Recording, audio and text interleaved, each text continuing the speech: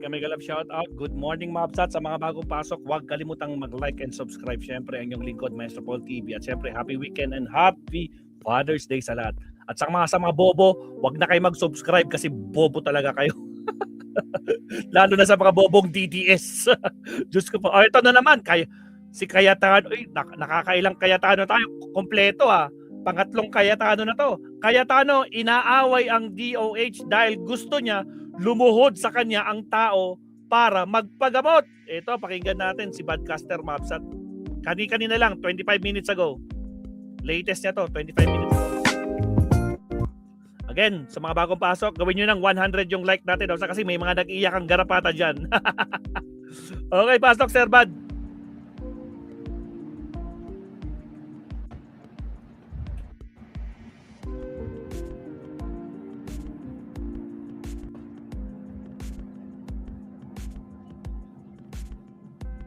Buenos dias. Caballeros, short vlog lang ito before I join my family for our for their treat sa akin sa Father's Day celebration. And by the way, I would like to greet all fathers. Happy Father's Day, Okay. So I'll just be discussing this issue dahil close ito sa puso ko as the one who helps my poor relatives in Zamboanga City deal with their health problems. Kaya very important sa akin ang health. Well, ako rin meron din naman health problem, pero at least thank God medyo stable naman pamilya ko.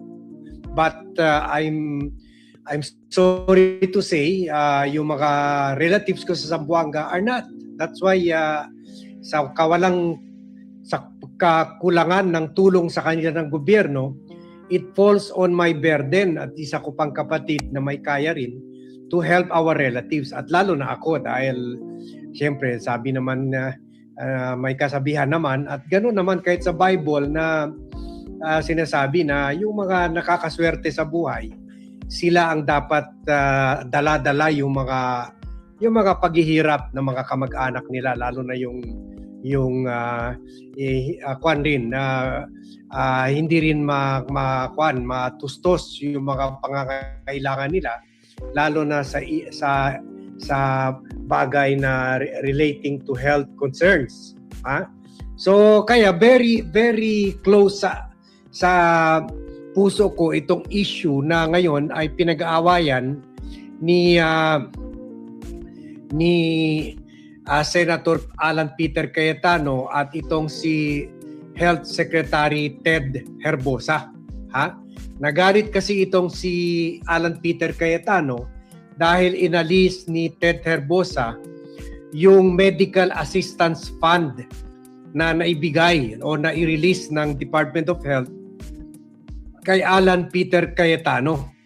Kumbaga, ang mga kongresista kasi, mga senator, meron yan hawak-hawak budget ng DOH. Kumbaga, yan ang dahilan kaya yung mga kamag-anak ko na mahirap sa Zamboanga, kailangan pa lumuhod sa mga kongresistas, sa mga senador para mahingan ng makakuha ng medical help. Imbes diretso na lang sila pupunta sa ospital, pero dahil kailangan umeepal itong mga politiko na dapat dumaan sa kanila, kunin yung signature nila, kausapin sila, yung iba pagagalitan pa nila, hindi mo nga ako binoto natalo nga ako sa barangay mo natalo ako sa purok mo bakit ngayon humingi ka ng tulong sa akin? Ganon. Kumbaga selective, binibigay nila yung mga medical assistance, yung mga referrals sa mga kaalyado nila, sa mga kamag-anak nila, sa mga kaibigan nila, at mga empleyado nila, mga girlfriend nila, mga nanay ng girlfriend nila, mga tatay ng girlfriend nila, mga kamag-anak ng girlfriend nila, mga in-laws nila, or mga political leaders nila. Yung mga hindi bumoboto sa kanila, walang referral sa mga ospital.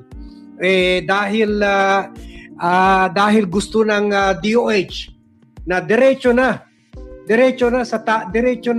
sa ospital pupunta yung tao. at hindi na dadaan sa politiko, inalis na ito mga referral system kay Alan Peter Cayetano.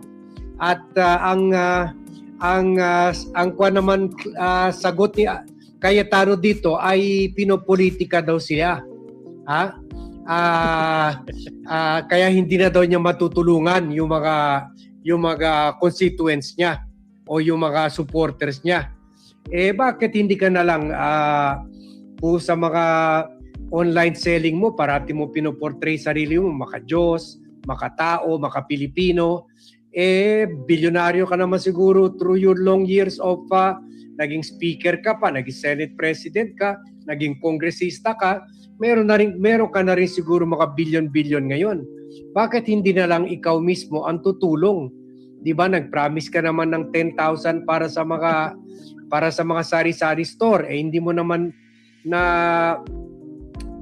di mo naman tinupad yung pangako mo, yung 10,000 ibigay mo na lang sa mga biktima, sa mga may sakit na constituents mo sa Taguig or kaya nationwide, yung mga supporters mo nationwide. At ngayon, tinatakot pa nitong si Cayetano na papuntahin daw niya sa DOH. Dadalhin niya by bus ito mga nangangailangan ng naghihingi ng referral sa kanya, naghihingi ng tulong sa kanya, papuntahin daw niya sa DOH. Akala ko ba maka-Diyos ka? Torture na yan, ibig mo sabihin yung namamatay na sa cancer, namamatay na heart attack na stroke na, naka-wheelchair niya, isasakay mo pa sa bus para papuntahin lang sa DOH office, kaya sa opisina ni Ted Herbosa.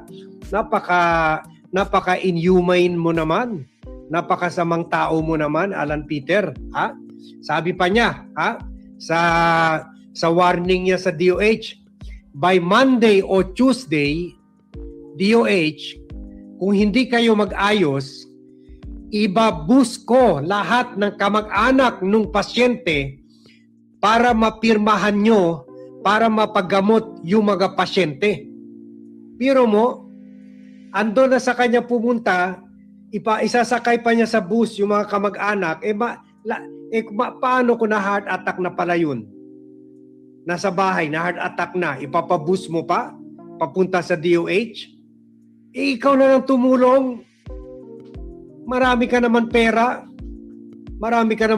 time pa ni Duterte, yung 50 million na kawa nga, nalustay nyo sa kawa yung 50 million, billion ang projects ng ASEAN Game Funds na yun. Saan napunta na yun? Bakit ngayon allergic ka? Magbigay ng tulong sa mga constituents mo. Kailangan pa i-boost mo sila. Magre-renta ka lang ng bus, mag-hire ka lang ng bus, libo-libo na yun. Tulungan mo na lang ng diretsahan, ibigay mo ng 10,000, yun naman kaya naman na-elect ka dahil maraming na dengoy, maraming na budol-budol sa 10,000 mo.